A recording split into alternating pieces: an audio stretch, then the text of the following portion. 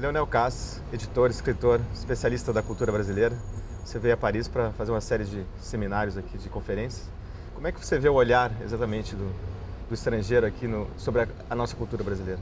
Você veja só, nós sempre nos olhamos da mesma maneira que os franceses, por exemplo, nos olham. Nós temos uma tendência a nos ver como se nós não fôssemos nós mesmos. O brasileiro é o outro, né? Curiosamente, o brasileiro é aquele que carrega o pau-brasil para fora, né? Nós temos um único gentílico de nome que significa uma profissão.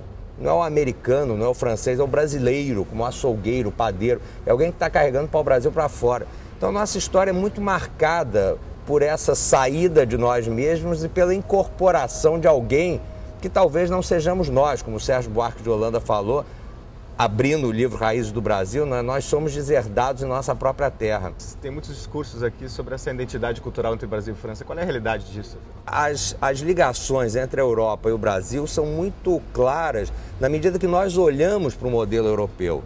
Nós ainda não fomos capazes de criar modelos nossos, fundar linguagens próprias. Por exemplo, no campo da música, o Brasil forma linguagens. A exemplo da sociedade americana, que por um acaso a primeira gravação de samba, que é pelo telefone do Donga, é em 1917, o mesmo ano que foi gravada uma música de jazz, pela Original Dixieland Jazz Band. E por acaso é a mesma época que Stravinsky coloca a percussão em primeiro plano na Europa, através da Sagração da Primavera. Então tem um movimento aí que nós, brasileiros, fundamos uma linguagem que é o samba, pela incorporação das harmonias europeias que vieram com a corte portuguesa, a música dos atabaques e da senzala, feita pelos africanos. Então o Brasil formou linguagens que são o samba, o chorinho, a música do Villa-Lobos, a bossa nova, o tropicalismo. Nessa área nós fomos capazes de fundar linguagens próprias. Em outras áreas nós ainda ensaiamos muita coisa. Como é que você vê as artes, a literatura, o teatro? Eu acho que nós estamos procurando aí caminhos próprios, não que sejamos obrigados a ter caminhos próprios, pelo contrário.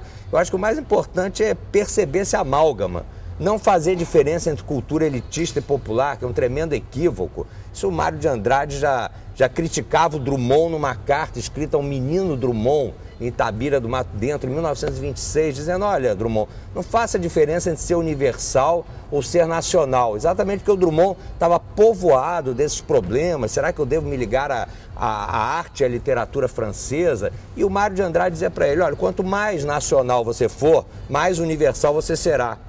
E quanto mais você tentar aprender da cultura universal, mais brasileiro você será. Isso é uma coisa tão singela, é até óbvia, né?